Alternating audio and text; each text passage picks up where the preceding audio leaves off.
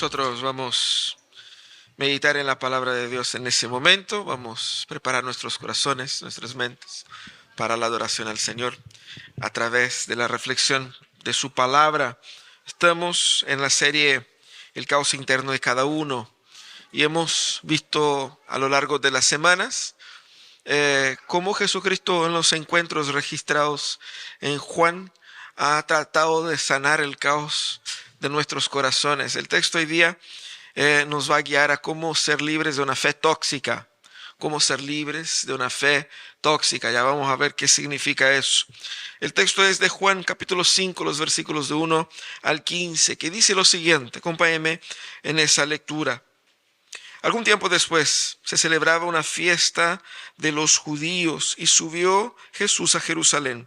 Había allí junto a la puerta de las ovejas un estanque rodeado de 5 pórticos, cuyo nombre en arameo es Betesda. En esos pórticos se hallaban tendidos muchos enfermos, ciegos, cojos y paralíticos. Entre ellos se encontraba un hombre inválido y llevaba enfermo 38 años. Cuando Jesús lo vio allí, tirado en el suelo, y se enteró que ya llevaba mucho tiempo en esa condición, le preguntó: ¿quieres quedar sano? Señor, respondió, no tengo a nadie que me meta en el estanque mientras se agita el agua, y cuando trato de hacerlo, otro se mete antes. Levántate, recoge tu camilla y anda, le contestó Jesús. Al instante aquel hombre quedó sano, así que tomó su camilla y echó a andar. Pero ese día era sábado. Por eso los judíos le dijeron al que había sido sanado: hoy es sábado, no estás permitido cargar tu camilla. El que me sanó me dijo: recoge tu camilla y anda, le respondió. ¿Quién es ese hombre que te dijo: recógela y anda?, le interpelaron. El que había sido sanado no tenía idea de quién era, porque Jesús se había escabullido entre la mucha gente que había en el lugar. Después de esto, Jesús lo encontró en el templo y le dijo: mira, has quedado sano, no vuelvas a pecar, no sea que te ocurra algo peor. El hombre se fue e informó a los judíos que Jesús era quien lo había sanado. Muy interesante esa historia, no sé cuántos de ustedes estaban familiarizados con ella, pero claramente nosotros nos encontramos con ese relato y empezamos a pensar: qué tipo raro. Estamos aquí en esta mañana para hablar sobre cómo ser libres de una fe tóxica, y la primera pregunta que debemos hacernos es: ¿qué significa una fe tóxica? ¿De qué estoy hablando? Cuando pensamos en una fe tóxica, tenemos que pensar en todas esas creencias que nosotros seguimos, guardamos, que nosotros abrazamos, que no son verdaderas, pero que aún así nos aferramos a ellas. Es las mentiras que nosotros seguimos y que nos tienen ahí encantados. Y pensamos que el mundo es así y que las cosas son así. Y vivimos como si así fuera, cuando en realidad no lo son. Muchas veces nuestras vidas están ajustadas alrededor de estas mentiras. Si yo me caso, seré feliz. Si yo tengo un empleo, una casa, un hijo, seré feliz. Si yo vivo mi vida como quiero, siendo una buena persona, ya está bien. Son mentiras que uno pone uno que otro tinte de verdad, pero que más que nada nos tienen aprisionados muchas veces a una dinámica de vida que nos consume. Eso es una fe tóxica. Y es muy probable que muchos de nosotros estemos aferrados en una creencia que no es verdad y que nos hace esclavos de esa realidad. Ese ejemplo de este hombre es un ejemplo así. Un hombre que estaba 38 años paralítico. Y él tenía una creencia popular de la gente en su época, de que en el tanque de Betesda, de vez en cuando un ángel venía y movía las aguas, y el primero que entraba al tanque sería sanado de la enfermedad que tuviese. Él tenía 38 años con esa enfermedad.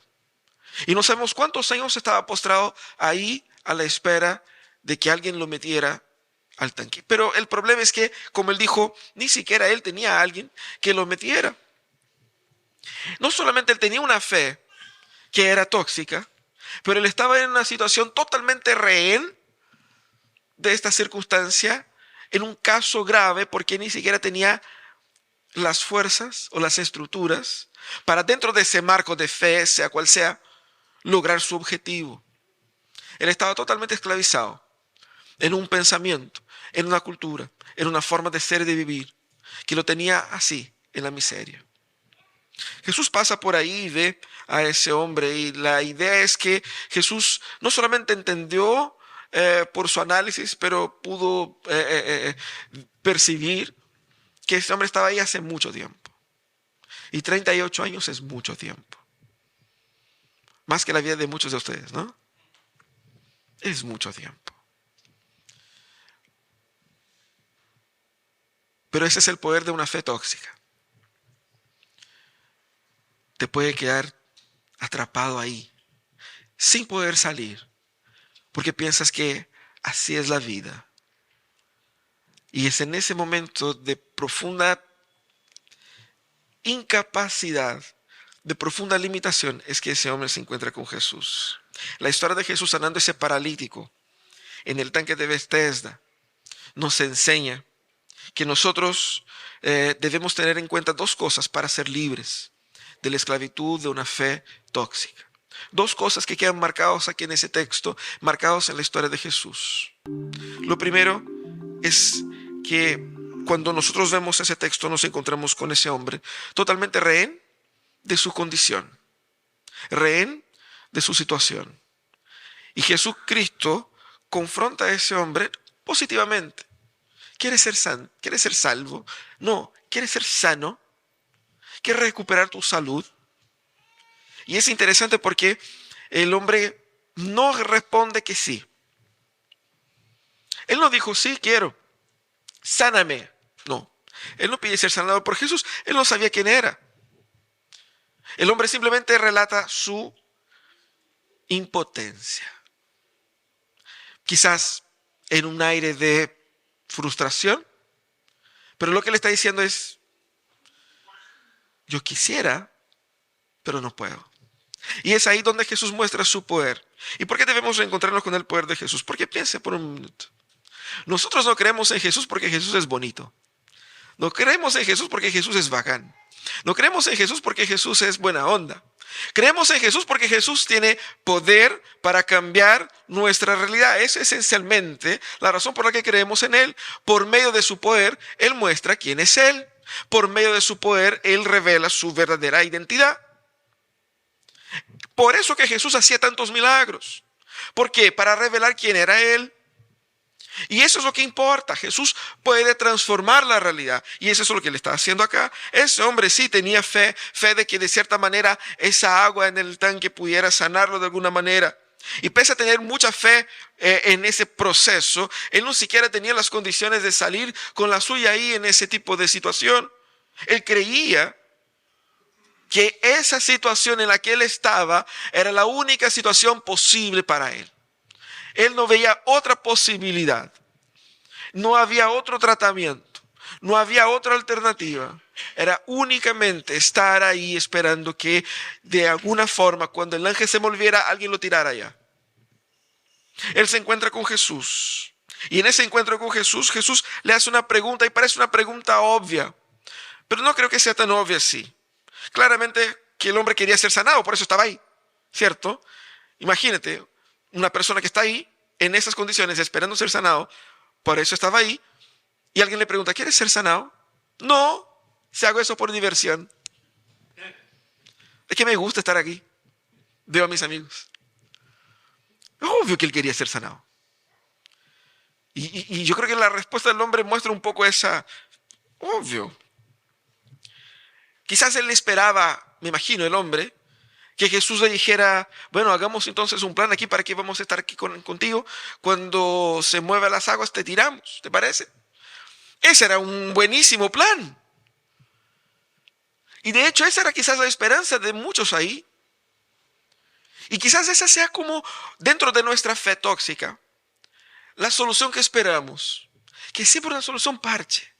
Mira qué penca estar ahí esperando primeramente creyendo en una bola mística, esperando que la única alternativa sería que alguien creyera contigo de que eso era verdad, que te hiciera la paleteada de cuando se mueva te tirara primero que otros.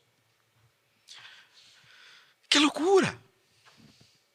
Y Jesús, mira, 38 años de espera. Jesús le pregunta, ¿quieres ser sano?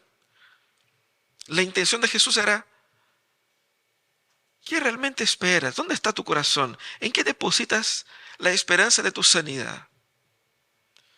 Claramente el hombre muestra su descontento con su situación y su miseria. Pero la respuesta a la luz de lo que pasó después muestra más bien que él estaba resignado, un viejo malhumorado, que simplemente estaba lamentando de su miseria. Jesucristo, al escuchar su respuesta, como si dijera, no diga más. Levanta, toma tu camilla y camina. Esas eran las cosas más absurdas que Jesús podría haber dicho en aquel momento, porque si el hombre estaba postrado es porque no se podía parar, ¿cierto? Menos tomar su camilla y caminar.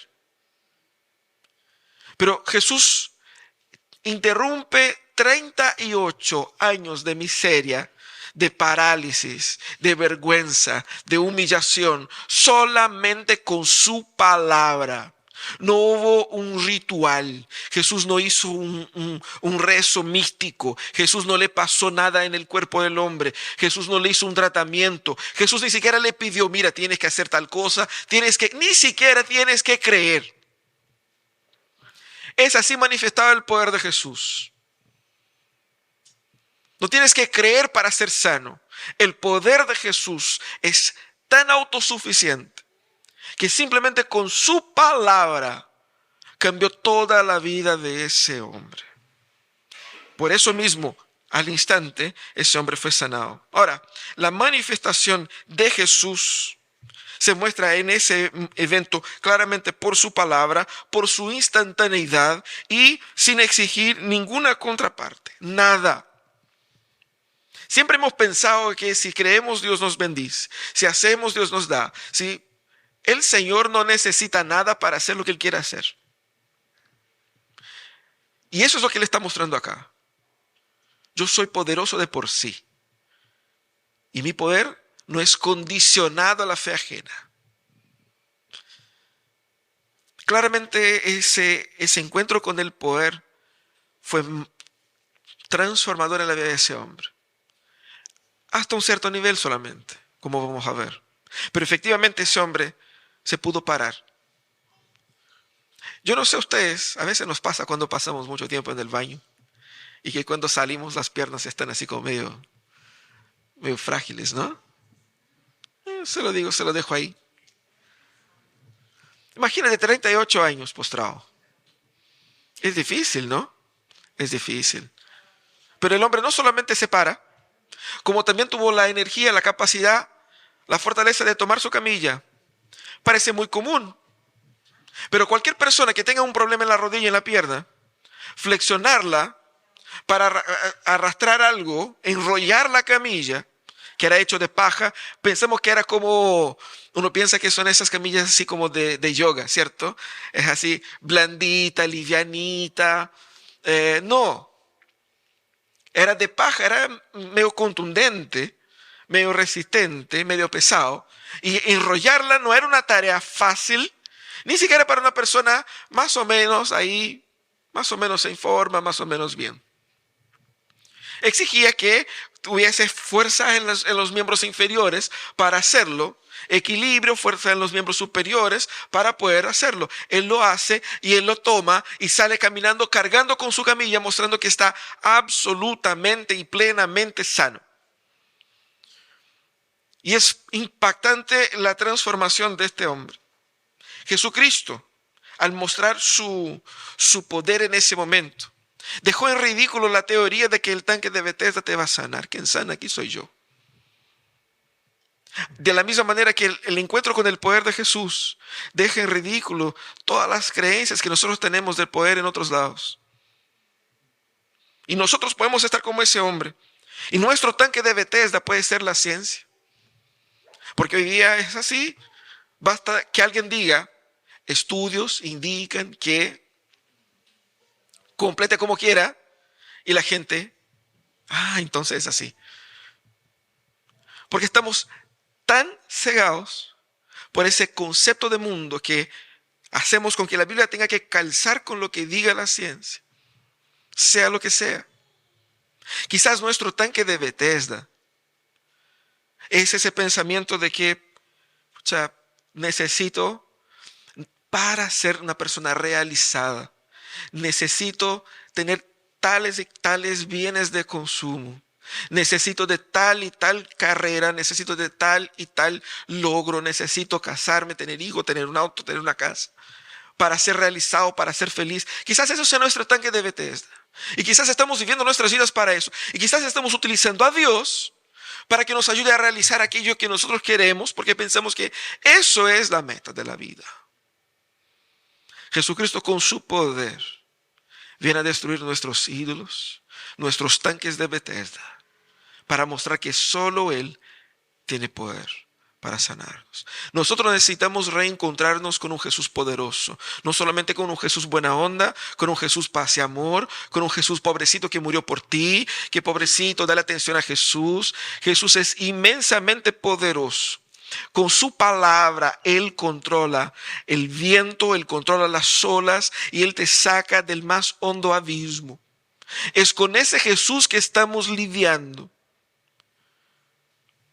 No con un Jesús coach que te va a dar buenas formas de vivir. Y por más que Él sea maestro, Él también es Señor, Señor de todas las cosas. Necesitamos reencontrarnos con ese poder. ¿Cuál es la situación y la angustia en que vives en ese momento? No hay nada que el poder de Jesús no pueda deshacer, no pueda destruir, no pueda transformar. Él es poderoso.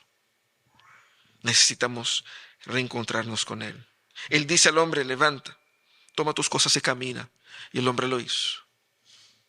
Pero Jesús lo sanó en un sábado.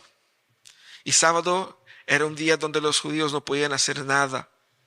Y los judíos más tradicionales habían dicho que no podía, además de no trabajar, que eso es lo estándar, lo que dice la Biblia, ellos inventaron unas 39 reglas de qué específicamente no se puede. Y una de las cosas que estaban ahí era, no puedes cargar tu camilla en ese día. ¿Por qué? No sé, pero no podía.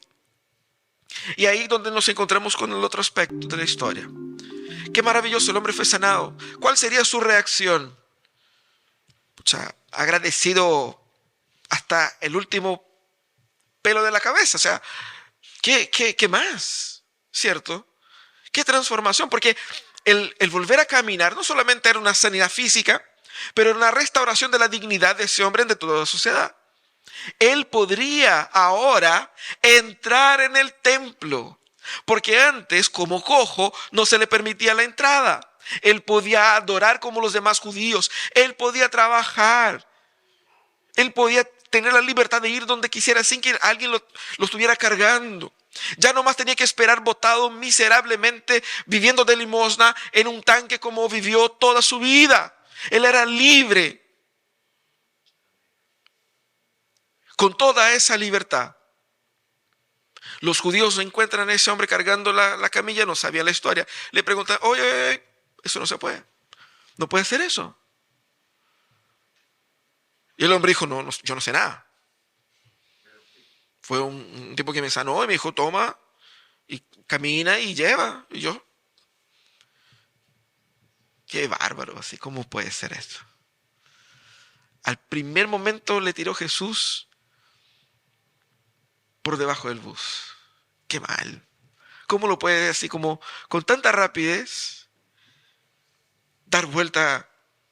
Y quizás sería un corazón mal agradecido, quizás sería, pero él no se dio ni siquiera el trabajo de preguntarle su nombre, de buscar conocerle. de saber quién era. No solamente le acusó a Jesús para deshacerse de la culpa ante los judíos, como también no se preocupó de saber quién era Jesús. Y una vez más, y para empeorar la situación, él no sabía quién era Jesús, le dijo, no, fue un hombre, ¿cierto? Y quizás como una excusa para pasar piola y se fue. Pero después se encuentra con Jesús. Jesús conversa con él y él descubre, es ese. Y vuelve y dice, mira, fue Jesús. Ahí yo encontré muy desgraciado. Qué desgraciado es. Qué mal. Su cuerpo fue sanado, pero su corazón no fue transformado. Su corazón seguía siendo un corazón mezquino. Su corazón seguía siendo un corazón que estaba aprisionado por las mentiras que él había creído toda su vida. Su corazón era rehén de aquellos líderes judíos. Porque quizás él pensó así, y eso pasa mucho con la gente. Quizás pensó así, ahora que yo puedo entrar en el templo, no voy a perder esa oportunidad por culpa de aquel que me sanó. Qué bueno que me sanó y me permite entrar al templo. Pero no voy a permitir que me castiguen a mí por algo que él me dijo que hiciera. ¿Se dan cuenta la lógica? Cuando la bendición pasa a ser un instrumento de tu propia adoración. La bendición, la libertad que él tenía incluso para adorar a Dios, pasó a ser tanto un ídolo en su corazón que para no perder eso que él recién había ganado, él se dio la espalda a aquel que lo había sanado. Porque él pensó que en la limitación de su mente, yo no puedo perder lo que tan mágicamente conquisté. Y es eso como vivimos muchas veces en la vida, con un corazón tan agradecido, tan amargado por la vida, que cuando recibimos una bendición de Dios, pensamos, yo no puedo perder eso nunca más. Y esa misma bendición se transforma en un ídolo en mi corazón. Y le doy la espalda a Dios. Y vivo para proteger la bendición que yo recibí. Como si Dios no pudiera dar nada más. Como si fuera un golpe de suerte que cae una sola vez en la vida y nunca más. Estamos tan apretados, tan amarrados, tan limitados por una visión pobre de la vida, pobre de Dios, que nos volvemos como ese hombre. Y podemos hacer exactamente lo mismo que él hizo. Pero lo que llama la atención aquí son estos líderes judíos. Imaginen ustedes se encuentran con un hombre que está haciendo algo que es contra la ley ahí de ellos. Y usted dice, oye, pero no puedes cargar eso. Un hombre que estaba esclavizado por 38 años a una parálisis y que fue sanado porque alguien le sanó con sus palabras. ¿Qué es lo que le llamaría la atención? ¿Que le esté incumpliendo la ley o que haya sido sanado después de 38 años de parálisis? Lo que llamó la atención a eso es, no, pero no importa si haya sido sanado o no puedes cargar la camilla. Eso era lo más importante. Guías ciegos, porque ellos estaban tan aferrados a su ley que no podían apreciar el poder de Dios. Tan enamorados de su propia legislación que no podían ver a Dios ahí. Cargar la camilla ni siquiera era un pecado. No es que el hombre estuviera efectivamente cometiendo un pecado. No, era contra una aplicación que ellos inventaron sobre la ley. Pero, ¿cómo una sanidad de tan magnitud no llama la atención de alguien? Sobre todo alguien supuestamente espiritual. ¿Cómo que no se preocupaban de esas cosas? ¿Cómo no pudieran ver? Ellos no se preocupaban por el hombre ser sano porque en su corazón no había una preocupación por la humanidad del otro. La preocupación por la ley es la preocupación por sí mismo y no por el ser humano que está al otro lado. La preocupación que ellos tenían por su ley era tan grande que ni siquiera se preocupaban por Dios.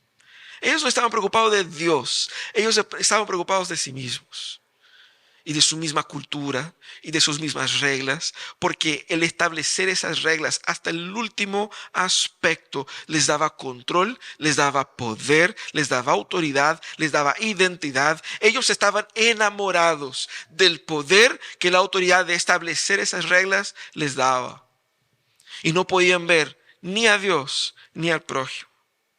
Y ellos ni siquiera se preocupaban efectivamente de la ley de verdad, de la ley que estaba en la Biblia. Porque la ley que estaba en la Biblia no dice eso. Y Jesús, cuando hace milagros en el sábado, quiere mostrar eso. Cuán esclavizados ellos están de leyes que son tóxicas, de mandamientos y de una fe que es tóxica, exactamente porque no es de verdad, no está en las Escrituras. Es una invención de tu cabeza. Y es eso lo que nosotros debemos entender acá. Al ser confrontados por el poder de Jesús, Jesucristo nos llama a experimentar la transformación de ese poder en nuestras vidas. Y muchas veces no queremos ser transformados porque estamos tan convencidos de nuestra doctrina, no de la doctrina bíblica, nuestra doctrina privada y personal, adaptada a nuestra realidad, junto con una serie de teorías que uno va aprendiendo de la vida, de sus experiencias. Y yo creo que la vida es así. Yo creo que cuando uno empieza con un yo creo, muchas veces salen ahí desde el pantano de nuestra alma un montón de ideas que son tóxicas. Y podemos fácilmente terminar también como esos líderes judíos, preocupados de la letra, pero de una letra muerta. La importancia de la transformación es grande aquí, porque Jesús se encuentra con él de nuevo en el templo. Y le dice, veo que estás sano, pero no vuelvas a pecar para que no te pase algo peor. Y quizás alguien va a pensar, no, Jesús entonces lo que estaba haciendo es mostrar que él estaba paralítico porque había pecado. No necesariamente. Claramente que todas las enfermedades son resultados del pecado en algún momento, pero no del pecado específico, pero de la presencia del pecado en la raza humana. Pero Jesús estaba apuntando aquí hacia algo más grave que 38 años de parálisis, de miseria, de pobreza y de vergüenza. A eso apuntaba Jesús. A veces la bendición que nosotros recibimos, la gracia de Dios que nosotros recibimos en determinado momento, puede parecer muy grande para nosotros, pero ella es solamente una señal de una gracia aún más grande, que solo percibimos por medio de la transformación de nuestro ser. A eso Jesús apuntaba. No basta simplemente con poder volver a caminar. Volviendo a algunos capítulos antes, es como si Jesús dijera al hombre, no basta caminar, es necesario nacer de nuevo.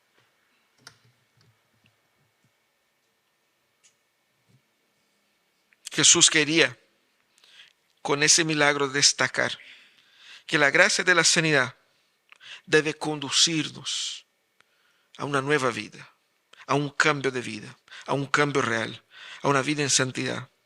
Y Jesús puede conceder a nosotros victorias en luchas puntuales, pero aún así uno puede seguir con un corazón amarrado, sin el deseo de verdaderamente caminar con Él, sin el verdadero deseo de arrepentirse y abandonar sus ídolos y sus formas de pensar y su forma de ser. ¿Qué significa abrazar la transformación? Abrazar la transformación es poner toda nuestra fe en Cristo como un Cristo poderoso. No en nuestros tanques de Bethesda que sirven ahí como una forma de solución para problemas que nosotros tenemos. Lo que va a solucionar efectivamente es Jesucristo y poner todas nuestras fichas en Él.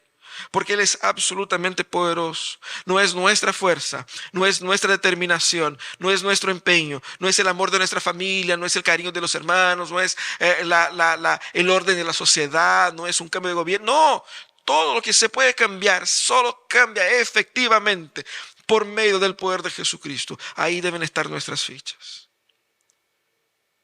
Abrazar la transformación también es caminar con Jesús en amor y acción de gracias, gratitud. Y no pensar solamente en uno, porque ese es el punto acá. El hombre tan ensimismado, tan lleno de sí, tan preocupado de sí y de su futuro, no quiso ser transformado por el verdadero poder de Jesús. No quiso ser sanado de su verdadera enfermedad, porque estaba convencido de las mentiras que él había creído toda su vida. El tanque ahora para él ya no era necesario, pero eso no significa que él no seguía creyendo de que el tanque era una opción. Caminar en amor y gratitud por Jesús es ver que su poder en nuestras vidas, transformándonos, sanándonos, librándonos, ese poder que es manifestado diariamente sobre nosotros, es revelado para que nosotros podamos aprender a amar más a Jesús, aprender a confiar más en Él, aprender a depender más de Él. Porque si mañana usted se levanta y sale a trabajar, no solamente porque Dios te dio el trabajo, la fortaleza, las habilidades, sino que Dios poderosamente está interviniendo en tu vida para hacer con que tu vida tenga sentido, no solamente por el trabajo que produces, sino que por medio de la experiencia, de la fortaleza que Dios te da, tú puedes decir, ¿cuánto me ama Dios? Que me ha puesto un té calentito en mi mesa. ¿Cuánto me ama Dios porque tengo una mesa donde poner el té? ¿Cuánto me ama Dios porque he podido dormir en una cama? He podido descansar y tengo la fuerza para trabajar, para hacer, para producir. Cuando llegas a tu casa y mira a tu familia, ¿cuánto me ama Dios por haberme dado estos? Quizás uno está peleado y no se siente tan agradecido, ¿no? Gracias, Señor, por este ser que pusiste a mi lado. Pero aún así, ¿cierto? Después el enojo se pasa y vuelve el amor. Poder de Dios. Mira alrededor. Dios ha manifestado su poder en su vida para que tú puedas ser un agradecido y decir, Señor, yo quiero caminar contigo. Porque no quiero solamente que mi vida sea limitada a esas bendiciones concretas y limitadas. Yo quiero más. Yo no quiero la bendición de Dios, yo quiero el Dios de la bendición. Eso es experimentar la transformación. Ser bendecido por Jesús es hermoso, pero más hermoso es ser transformado por Él. Que la meta de nuestras vidas no es que Dios nos bendiga, sino que Dios nos transforme.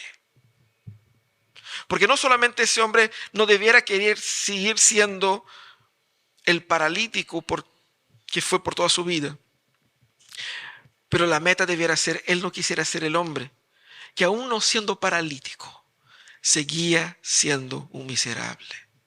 Esa es la meta. La exhortación de Jesús permanece para nosotros. No vuelvas a pecar. ¿Qué quiere decir Jesús con eso? Es imposible no pecar. Lo que Jesús quería decir es, nosotros necesitamos ser transformados por Dios. Necesitamos ser transformados desde el más profundo. Necesitamos que desde adentro nos sane. Porque las mentiras en las cuales nosotros creemos están tan enraizadas en nuestra historia que no sabemos separar qué es lo que es mentira y qué es lo que soy yo. Y cuando el Señor entra en nuestras vidas, Él va echando luz a cada una de esas trampas que hemos alimentado a los años y nos va sanando. Vamos a orar para que el Señor nos dé la fuerza de ser libres de esa fe tóxica. Nos dé una fe viva, poderosa, transformadora, que nos permite entender cuál es la mentira que nos está esclavizando, para iluminarla con su verdad y sanarnos así. Señor amado,